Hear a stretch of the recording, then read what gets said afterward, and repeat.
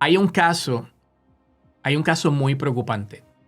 Hay un millonario en este momento solicitándole al Tribunal Supremo que intervenga para revisitar el fallo del New York Times. Esto es algo que no se está hablando mucho, no mucha gente sabe de esto y quisiera que todos ustedes se pongan al día con este caso y comiencen también a hacer ruido.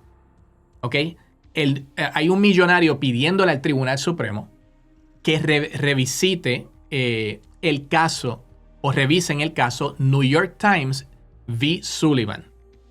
¿Ok? Hubo un caso de difamación y de eso es lo que le voy a presentar ahora aquí. Miren esto. Que el millonario se llama Wynn versus The Associated Press. Ahora mismo este millonario está demandando a prensa asociada. ¿Y qué pasa? Los tribunales inferiores le fallaron en contra a Wynn porque ellos prensa asociada publicó unos detalles respecto a que este hombre, este millonario, aparentemente fue acusado de acoso sexual o abuso sexual. De hecho, yo tengo una información por aquí, le voy a leer, pero le estoy resumiendo primero para que entiendan de qué se trata. La cuestión es que hay un fallo del Tribunal Supremo que se llama New York Times v. Sullivan, donde se determinó que a menos que un funcionario público en este momento quiera demandar, si no presenta evidencia de que hubo malicia para lo que él está diciendo que es difamación, que hubo malicia de parte de los medios o de parte de, digamos, algún periodista independiente o creadores de contenido como nosotros. Por esto es que es tan importante este caso. Si no pueden probar que hubo malicia, el caso no procede. Y como en este caso el millonario Wynn no pudo demostrar que prensa asociada publicó una información de los 70 o de los 80, cuando él aparentemente había sido acusado de esto, le fallaron en contra gracias a ese fallo. ¿Qué pasa? Ahora este millonario quiere que la Corte Suprema de Trump, que se ha deshecho, ¿verdad? Ha desechado fallos como el fallo Chevron, que desecharon fallos como Roe contra Wade y no han terminado con su agenda de desechar fallos. Quieren desechar el fallo New York Times v. Sullivan. Porque si lo hacen, ya no hay que demostrar, para que el caso proceda, no hay que demostrar malicia. Para tú ir y demandar a alguien por difamación siendo un funcionario público. Así que les voy a leer un poco sobre esto ahora. Aquí que lo tengo. De hecho, esta otra información que les voy a leer la tengo acá en el teleprompter. Miren, este tema es crucial porque podría transformar radicalmente el panorama de la libertad de expresión. Y quiero que traten de entenderlo bien. En Estados Unidos esto podría cambiar lo que es la libertad de expresión. Recientemente el magnate de los casinos se llama Steve Wynn. W-Y-N-N. Steve Wynn ha solicitado a la Corte Suprema que reconsidere el histórico fallo del caso de New York Times contra Sullivan de 1964, que establece protecciones fundamentales para la prensa y los creadores de contenido. ¿Cuál es el caso de New York Times contra Sullivan? En 1964, la Corte Suprema dictaminó que para que un funcionario público gane una demanda por difamación debe demostrar que la declaración en cuestión se hizo con malicia real. Esto significa que el demandante debe probar que la declaración fue hecha a sabiendas de su falsedad o con una despreocupación, que ignoraron temerariamente la veracidad, por ejemplo, como hizo Alex Jones, que tenía información de que los padres de las víctimas de Sandy Hook no eran actores, pero cuando le llegaba información que no le beneficiaba, no la publicaba. O sea, por eso es que se perdió un caso de difamación, porque ahí se demostró que había malicia real, ¿no? Ahora, este estándar ahora mismo es muy poderoso porque protege a periodistas, a ciudadanos y a ciudadanos al permitirles criticar a figuras públicas, al gobierno, sin temor a represalias legales o incluso a figuras públicas en general.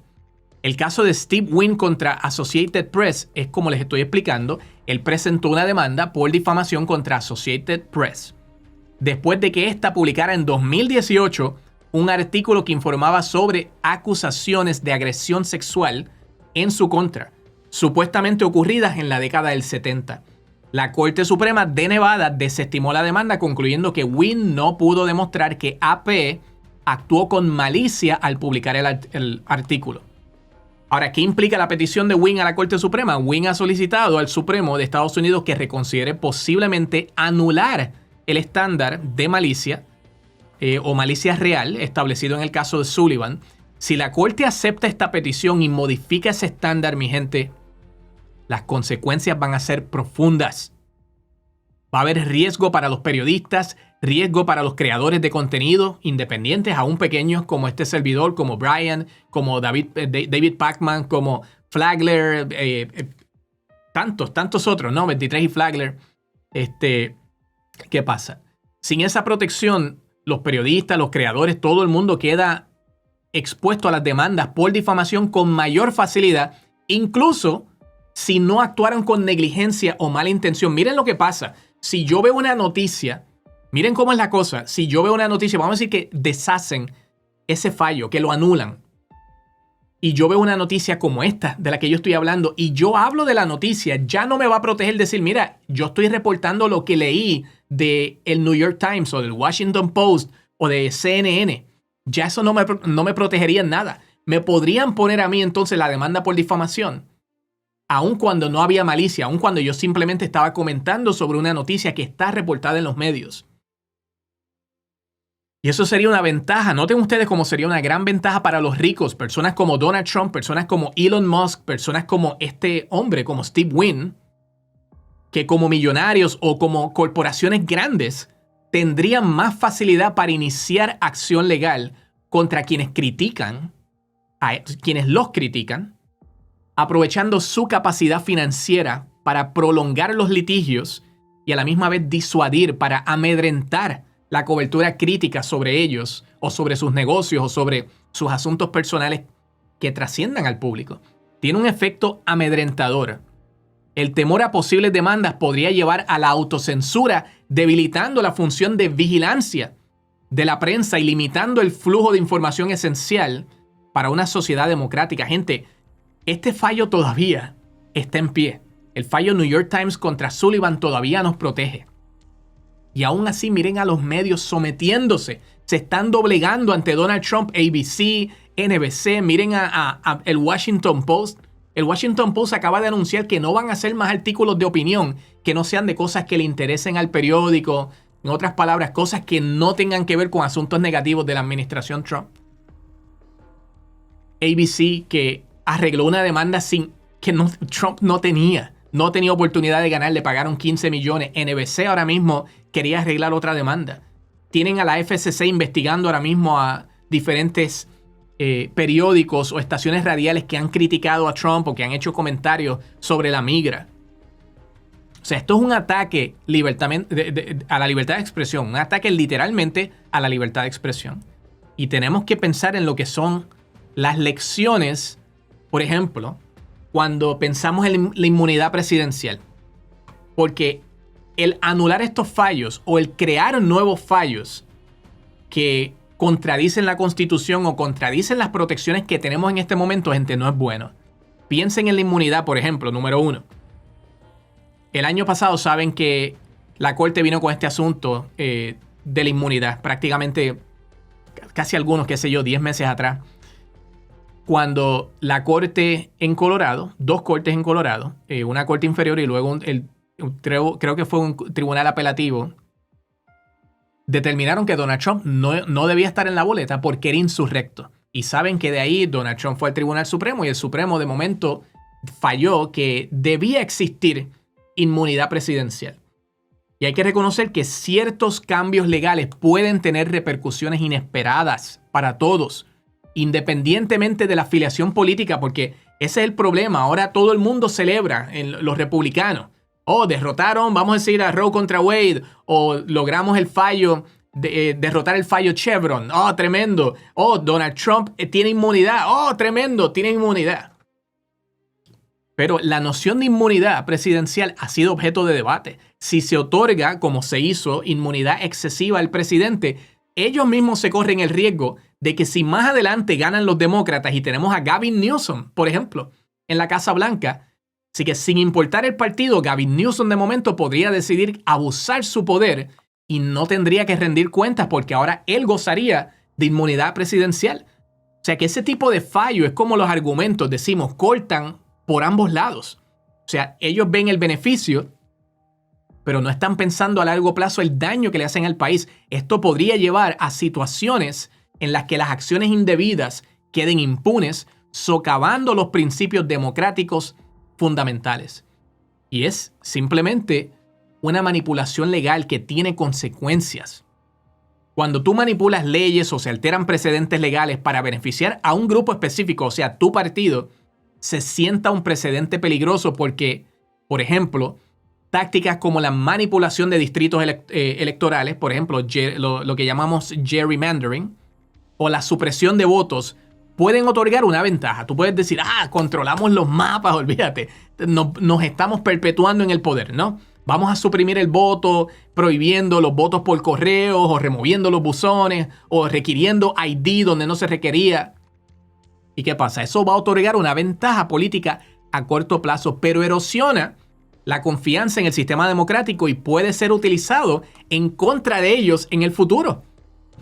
Modificar el estándar de malicia real, que es lo que está proponiendo este millonario, establecido en el caso de New York Times contra Sullivan, no solamente afectaría a periodistas y medios de comunicación, sino que tendría un impacto profundo en la democracia en general. La capacidad de cuestionar y criticar a figuras públicas es esencial para la salud de nuestra sociedad. Debemos ser muy cautelosos con esto. Considerar cambios que puedan limitar estas libertades no son positivas ni para ellos ni para nosotros.